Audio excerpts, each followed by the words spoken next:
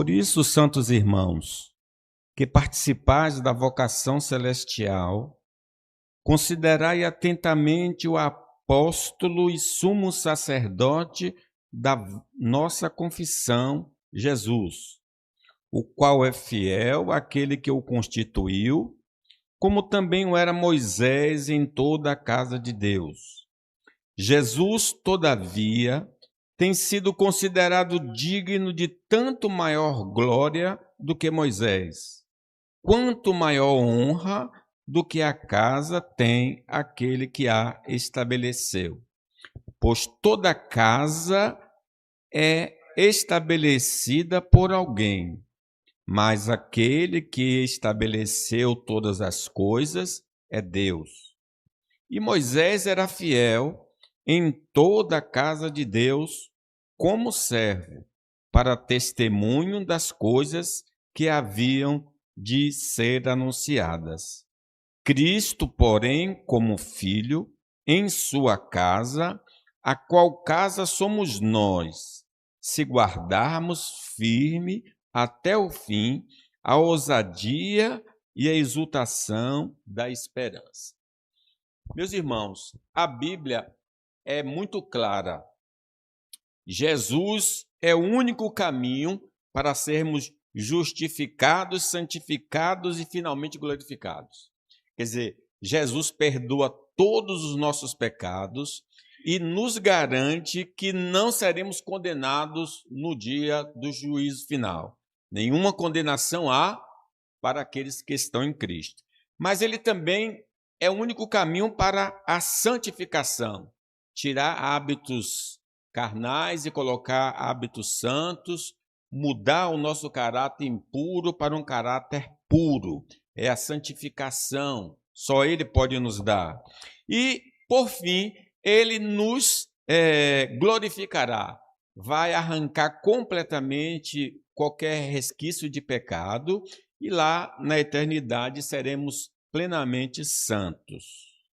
Nada, então, deste mundo pode nos oferecer o que só ele possui. Nós não vamos encontrando na esquina, no shopping, nas religiões, essas bênçãos que só Jesus pode nos conceder. Tentar, por exemplo, apresentar-se diante de Deus confiado em qualidades próprias é um erro, pois nós falhamos em cumprir a lei de Deus, né? Nós não podemos chegar nem conquistar todas essas graças por nós mesmos, porque nós caímos em Adão, estamos destituídos da glória de Deus. Também não devemos nos deixar enganar por doutrinas que se afastam da verdade. Nossa segurança está apenas em Cristo. Olhar para Cristo. Por isso, eu convido vocês a mergulharmos nesta passagem e aprendermos porque é vital para manter o nosso olhar fixo em Jesus. Vejam aí o versículo 1, ele começa falando da grandeza. Devemos fixar os nossos olhares somente em Cristo por causa da sua grandeza. O versículo 1 fala sobre Jesus. Olha, por isso, santos irmãos, que participais da vocação celestial, isto é, nós fomos chamados pelo céu, foi o céu que nos chamou, não foste vós que escolhestes a mim, mas eu escolhi a vós e vos nomeeis para que vades e deis frutos. Foi Deus que nos chamou. Considerai atentamente. Ele pede para a gente olhar de maneira fixa, olhar permanentemente, somente para Jesus. Considerai atentamente, ele é chamado aí de apóstolo e sumo sacerdote da nossa confissão. Então aqui ele começa a falar da grandeza de Jesus. Por que eu vou me fixar em Jesus? Porque ele é muito grande. Ele tem um nome que é acima de todo nome, a qual o nome de Jesus, todo joelho se dobrará e toda língua confessará. Foi Deus que nos chamou pelo Evangelho e nos levou a Jesus para que Ele, pela sua obra redentora, nos concedesse comunhão com Deus. Jesus fala assim: ninguém pode vir a mim se o Pai que me enviou o trouxer, e eu o ressuscitarei no último dia. Então, nós estamos aqui porque Ele nos arrastou, Ele nos pegou pela mão e nos levou a Cristo Jesus. Não fomos nós que buscamos a Deus, mas Ele veio à nossa procura. Eu vim buscar e salvar o que se havia perdido. Foi o Senhor que decidiu, antes da fundação do mundo, nos escolher para o seu reino e glória. Antes mesmo do mundo existir, Ele já tinha determinado que nós faríamos parte do seu reino. Que coisa maravilhosa! Por esta razão, fazemos parte do povo eleito, do sacerdócio real e da nação santa. Até o fim do mundo, Deus continua chamando homens e mulheres de todas as nações para si, exclusivamente por meio de Cristo Jesus. Lembrem que Jesus disse em relação a ter um relacionamento com o Pai. João 14,6 é bem conhecido. Jesus falando: eu sou o caminho e a verdade e a vida. Ninguém vem ao Pai senão por mim. Então não precisamos olhar para mais ninguém, a não ser Jesus, que pode nos levar ao Pai. Portanto, devemos fixar os olhos, não devemos fixar os olhos nos homens, porque a autoridade da salvação pertence apenas ao Senhor Jesus, como disse o profeta Isaías em nome de Deus. O profeta Isaías, muito tempo antes, já tinha profetizado, e nós vamos atentar o que é que ele falou em nome de Deus. Deus falando através de Isaías: olhai para mim e sereis salvos, vós todos os termos da terra, porque eu sou Deus e não há outro. Veja que Deus está falando: não olhe para a igreja, não olhe para o pastor, não olhe para os homens, olhe para mim, para que vocês sejam salvos. O Santo Livro deixa claro que a salvação reside unicamente em Jesus, e qualquer caminho alternativo é uma cilada do diabo, como aconteceu no jardim do Éden. O diabo sempre vai aparecer para nós apontando um caminho oposto ao único caminho de Deus. Por isso, irmãos, ouçamos o Espírito Santo, que disse por meio do apóstolo Pedro falando ao pessoal do Sinédrio, o que é que ele disse acerca de Jesus? Este Jesus é pedra rejeitada por vós, os construtores, a qual se tornou a pedra angular. E não há salvação em nenhum outro, porque abaixo do céu não existe nenhum outro nome dado entre os homens pelo qual importa que sejamos salvos. Só existe um nome. Não fique procurando a placa da igreja, o nome é Jesus. Não podemos, por exemplo, depositar confiança em nós mesmos, porque a queda nos tornou imperfeitos. Todos pecaram, destituídos estão, né? Já viemos a este mundo com uma natureza que se opõe a Deus e a sua vontade. Pecamos por meio de pensamentos, sentimentos, palavras, ações e omissões. Por nós mesmos estamos sobre a ira divina, desqualificados para o paraíso e indignos e dignos do castigo eterno, conforme está na Escritura. O que nós merecemos é o inferno. Romanos 3 diz, olha, não há justo, nenhum sequer. Não há quem entenda, não há quem busque a Deus. Mesmo tendo passado pelo novo nascimento, porque agora em Cristo nós somos uma nova criatura, mesmo tendo passado por esse nascimento, mesmo tendo recebido o batismo com o Espírito Santo, mesmo estando lendo a Bíblia, infelizmente ainda pecamos. E Jesus até nos ensinou que nós devemos orar, perdoa nossas dívidas, assim como nós temos perdoados aos nossos devedores. Então, não podemos nos salvar em Adão e nem podemos, por nós mesmos, nos salvar agora como nova criatura, a não ser através de Cristo Jesus.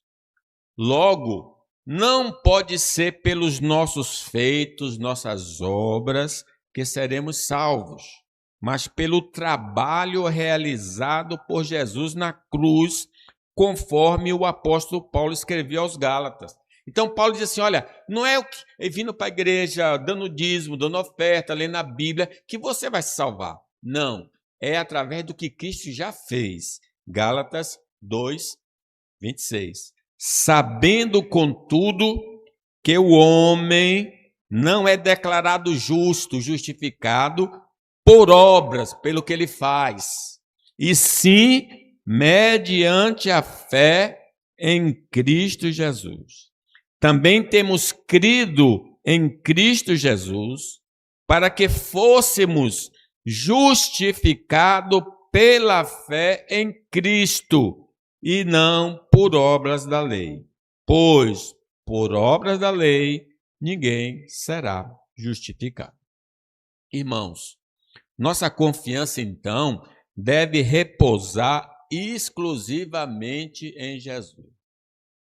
As incoerências que manifestam em nossa caminhada provam que somos falhos e que não podemos confiar em nossas próprias forças, mas somente em Cristo. Às vezes a gente fica desanimado de ler, de orar, de participar do culto, porque nós percebemos um pecado em nós. Então, como é que nós seremos salvos? Salvos pela graça. Pela graça sois salvos, mediante a fé. Isso não vem de vós, é um dom de Deus. Embora devamos buscar a santidade como evidência genuína da salvação, sabemos que a perfeição não será alcançada nesta vida. A santidade, a gente procura andar em novidade de vida porque nós somos salvos. Nós somos salvos para viver em novidade de vida. Mas não é porque andamos em novidade de vida que seremos salvos. Seremos salvos pela fé única em Jesus Cristo, nosso Senhor. Como diz a carta aos Hebreus. Olha, vamos ler comigo? Olhando firmemente para o autor e consumador da fé, Jesus, o qual, em troca da alegria que lhe estava proposta, suportou a cruz, não fazendo caso da ignomínia, e está sentado à destra do trono de Deus, olhando firmemente para Jesus. Se olharmos firmemente, não vamos desistir. Moisés, quando o povo foi mordido por serpentes, Deus autorizou ele erguer uma serpente de bronze e todos que olhassem para a serpente seriam curados. Todos que olharem para Jesus serão curados, serão salvos. Não devemos depositar nossa confiança final em homem algum. Agora, eu tiro o olho de mim para olhar para os outros homens, mas apenas ao Deus homem Jesus Cristo. Se há um homem que nós devemos olhar, é o Deus homem Jesus, aquele que nasceu da Virgem Maria. Porque os homens deste mundo fazem parte da humanidade caída e a qualquer momento podemos nos decepcionar com eles. Se nossos olhos estiverem fixos nos homens, quando formos surpreendidos por um deslize deles, porque não existe homem que não peque, poderemos desistir da caminhada cristã. Muitas pessoas centralizam o olhar na liderança da igreja, no outro irmão da igreja. Claro que ele tem o seu papel, mas não como Salvador. O Salvador é Cristo Jesus, o Senhor, e não a liderança espiritual. Não quer dizer que não devemos ter alguém como referência de fé, de amor, de esperança. A Bíblia, Paulo diz assim, sede meus imitadores, como eu sou de Cristo. Então, realmente, a liderança tem de ser um modelo, ser um exemplo de vida cristã, mas não de salvação. Mas não podemos esquecer que eles, nossas referências, estão sujeitos às mesmas fraquezas que nós. Mas o Senhor Jesus não é assim. Ele é perfeito e imutável. Não existe pecado nele. Quer dizer, nunca nós ficaremos decepcionados na vida evangélica olhando para Jesus. Me aponta um defeito dele, um erro dele, uma falha dele, um esquecimento dele.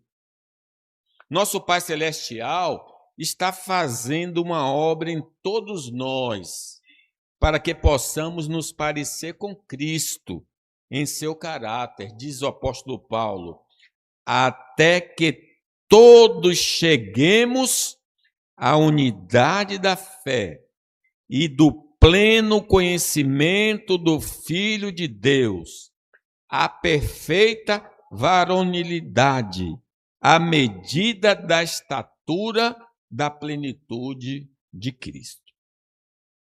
Segundo o texto que nós estamos meditando, por que nós devemos olhar fixamente para Jesus? Aí no versículo 1 diz assim, olha, o apóstolo e sumo sacerdote da nossa confissão, Jesus. Observe que Jesus é chamado de apóstolo e começa com o A maiúsculo aí.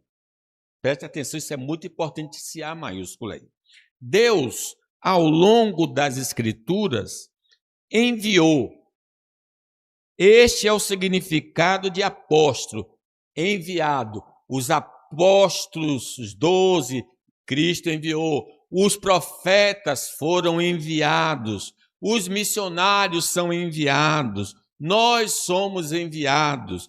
Apóstolo significa enviado. Este é o significado de apóstolo. Para revelar sua vontade a seu povo e aos homens deste mundo. Essa é a finalidade do apóstolo. Mas todos eles, os profetas, os apóstolos, eram apenas figuras do verdadeiro enviado.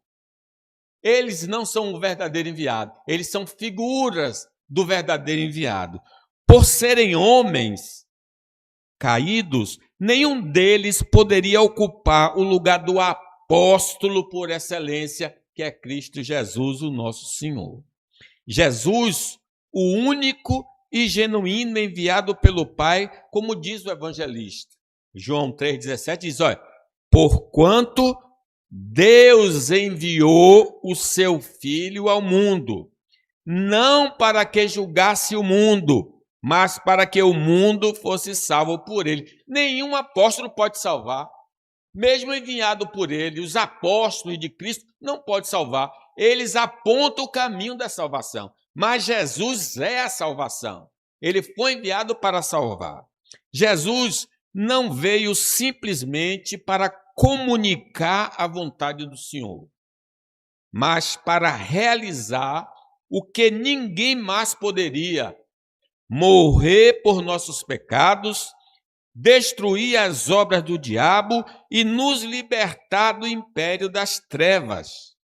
Jesus nos concede uma nova natureza e nos sela com o Espírito Santo, libertando-nos do domínio do pecado e da morte. Só esse apóstolo pode fazer isso tudo. Os demais apóstolos não têm esse poder, mas anunciava quem tinha. Hoje, os crentes também podem ser chamados de apóstolos, no sentido de que nós somos enviados ao mundo perdido para apontar para Jesus, para falar que só Jesus Cristo salva. O autor da epístola aos Hebreus nos dá outra razão para confiarmos somente em Jesus, afirmando que ele é, agora, sumo sacerdote da nossa confissão. Ele não é só apóstolo, mas ele é sumo sacerdote da nossa confissão. Neste ministério sacerdotal, ele é o único mediador entre Deus e o homem, como está escrito. Quem é que fica entre Deus e o homem? Quem é que fica no meio?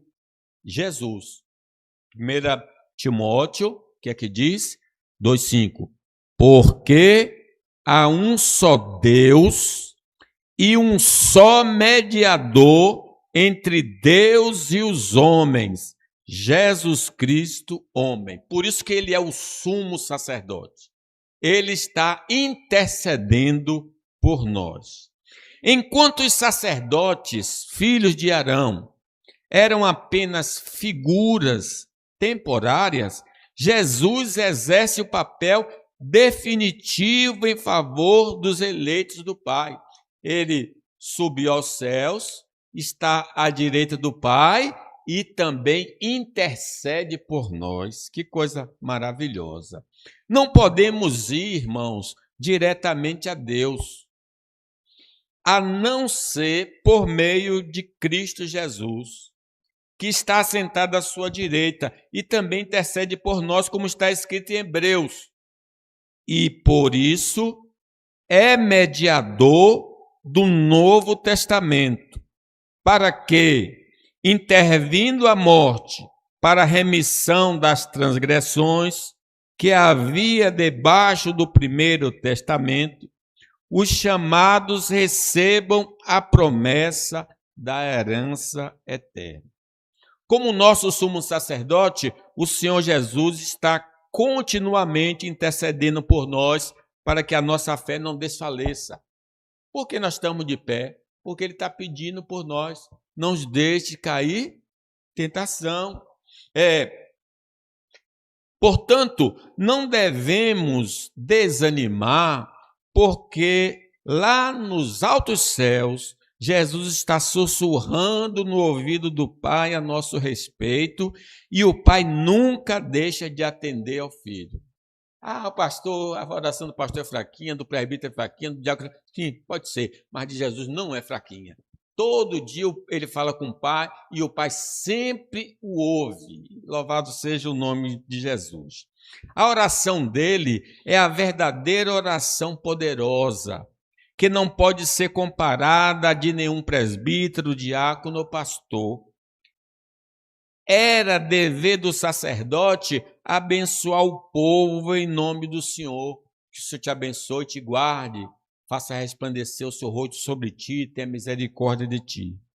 Por causa de Jesus, o sumo sacerdote, Deus Pai nos abençoou com todas as bênçãos espirituais.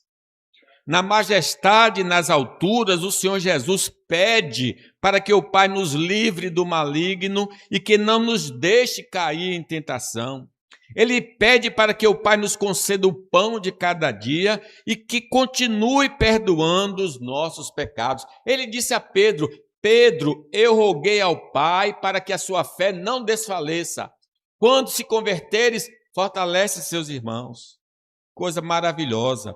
Todos aqueles que são resgatados por Cristo são chamados pelo apóstolo Pedro de sacerdócio real. É uma coisa bonita. O sumo sacerdote é Jesus, mas aqui na terra ele nos deu uma missão. Veja o que diz Pedro. Vós sois raça eleita, sacerdócio real, nação santa, povo de propriedade exclusiva de Deus, a fim de proclamardes as virtudes daquele que vos chamou das trevas para a sua maravilhosa luz. Então, nós somos o sacerdócio real. Então, qual é o nosso dever como sacerdócio real? Interceder pela Igreja de Deus, orar pela nação em que vivemos, orar pela evangelização mundial, orar pelos vulneráveis e orar por toda a criação, como ordenou o apóstolo Paulo em Timóteo, como sacerdócio real. Antes de tudo, pois, exorto que se use a prática de súplicas, orações, intercessões, ações de graças em favor de todos os homens, em favor dos reis e de todos os que se acham investidos de autoridade, para que vivamos uma vida quieta e mansa, com toda piedade e respeito. Isto é bom e aceitável diante de Deus, nosso Salvador, o qual deseja que todos os homens sejam salvos e cheguem ao pleno conhecimento da verdade. É nosso dever como sacerdócio real interceder pelos homens. Para reforçar, irmãos, a grandeza de Jesus e para que fixemos nele nosso olhar, o escritor da epístola faz a seguinte afirmação no versículo 2. Vejam, o qual é fiel àquele que o constituiu, como também o era Moisés em toda a casa de Deus. Ele é apóstolo, ele é sumo sacerdote, ele é fiel, ele é a testemunha fiel. Jesus demonstrou uma fidelidade absoluta à vontade do Pai. Ele disse aos discípulos: a minha comida é fazer a vontade do Pai. Ele então exerceu essa fidelidade de maneira impecável, tanto como um profeta, como um sacerdote e como um rei.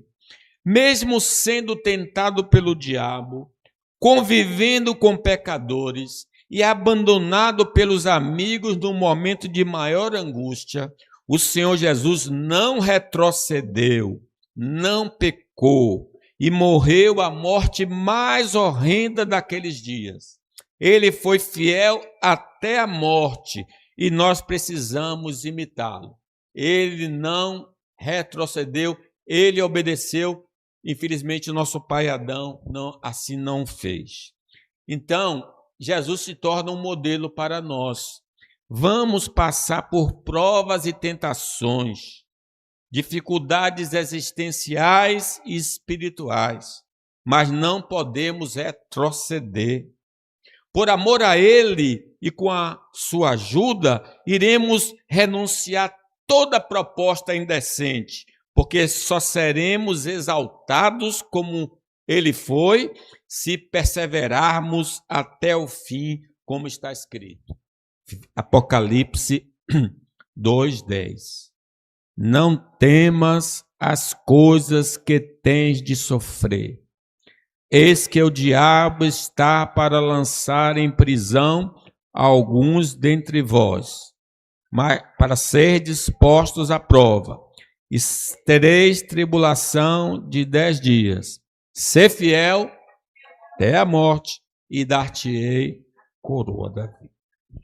O autor continua mostrando a grandeza de Jesus para que continuemos a olhar firmemente para ele, afirmando que ele é superior a Moisés. Versículo 2. Pois ele foi fiel a Deus, que o escolheu para esse serviço, assim como Moisés foi fiel no seu trabalho em toda a casa de Deus. Assim como a pessoa que constrói uma casa é mais importante do que a casa, assim também Jesus é mais importante do que Moisés. É inegável que Moisés foi um grande homem usado por Deus, mas ele é apenas uma criatura e Jesus é o Criador. Como está escrito no versículo 4, pois toda casa é estabelecida por alguém, mas aquele que estabeleceu todas as coisas é Deus. No princípio era o Verbo estava com Deus, todas as coisas foram feitas por ele, e sem ele, nada do que foi feito se fez.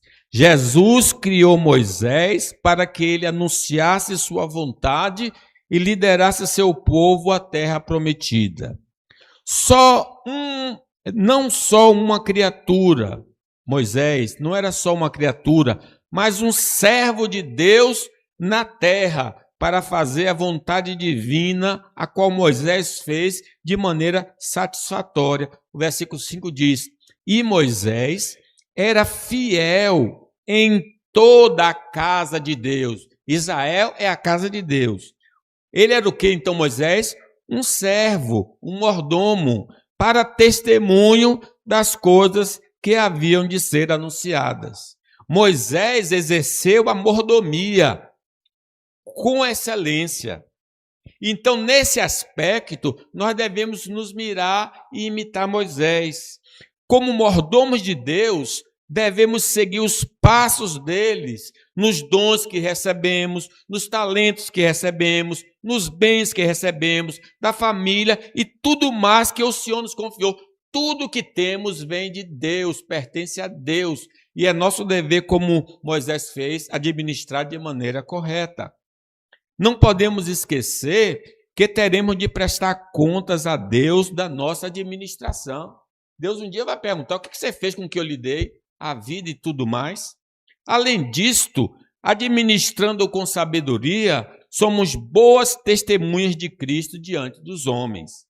Moisés também falou de Cristo e nós devemos continuar anunciando sobre a sua salvação para que os homens que estão perdidos, se crerem, sejam salvos.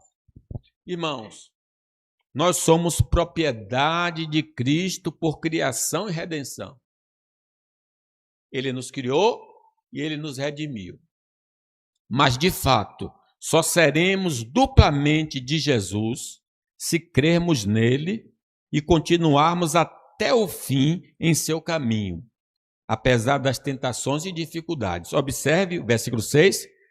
Cristo, porém, como filho em sua casa, a qual casa somos nós, se guardarmos firme até o fim a ousadia e a exultação da esperança. Não podemos desistir de continuar olhando para Jesus. Assim como surgiram falsas doutrinas para tentar desviar aqueles irmãos nos dias desta epístola, com argumentos mentirosos de que o judaísmo era superior ao cristianismo, também em nossos dias existem muitos falsos ensinamentos contrariando as doutrinas fundamentais da nossa fé, mas nós não podemos ouvir essas falsas doutrinas. Como diz João: amados, não deis crédito a qualquer espírito, antes provai os espíritos se procedem de Deus, porque muitos falsos profetas têm saído pelo mundo fora. Nisso reconhecereis o Espírito de Deus. Todo espírito que confessa que Jesus Cristo veio em carne é de Deus. E todo espírito que não confessa Jesus não procede de Deus. Pelo contrário, este é o espírito do anticristo, a respeito do qual tendes ouvido que vem, e presentemente já está no mundo. Para escaparmos, então, destas armadilhas do maligno, necessitamos conhecer a Bíblia. Errais vós, não conhecendo as Escrituras. Também frequentar uma igreja fiel à mensagem apostólica, sem alterar ou acrescentar algo como está escrito. Essas igrejas que devemos frequentar, essa nossa, por exemplo, não pode diminuir nem acrescentar nada à palavra de João. Todo aquele que ultrapassa a doutrina de Cristo e nela não permanece, não tem Deus. O que permanece na doutrina, esse tem tanto o Pai como o Filho. Se alguém vem ter convosco e não traz essa doutrina, não recebais em casa, nem lhes dê as boas-vindas. Não devemos, então, descartar também que nossa fidelidade deve ser na doutrina e na ética. Não só crer corretamente, como diz a Bíblia, mas viver corretamente, como diz a palavra do Senhor. Os 10 mandamentos exemplificam a moral de um crente verdadeiro. Quem ama verdadeiramente o próximo e a Deus, vai observar as 10 palavras. Mas se somos apenas religiosos, não viveremos de acordo com os mandamentos do Senhor. E Jesus nos diz o que em João 14, 23? Se alguém me ama, guardará a minha palavra, e o meu Pai o amará, e viveremos para ele e faremos nele morada. Quem não me ama, não guarda as minhas palavras. E a palavra que vocês estão ouvindo não é minha, mas do Pai que me enviou. Mas as dificuldades na carreira cristã alcançam também as adversidades da vida. Elas podem exercer influência para nos fazer abandonar o caminho da salvação.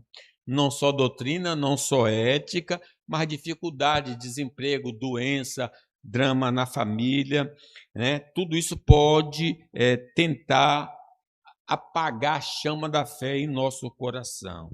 Se queremos usufruir da promessa da vida eterna, não devemos olhar para trás, para os lados, nem para a frente, mas somente para Jesus.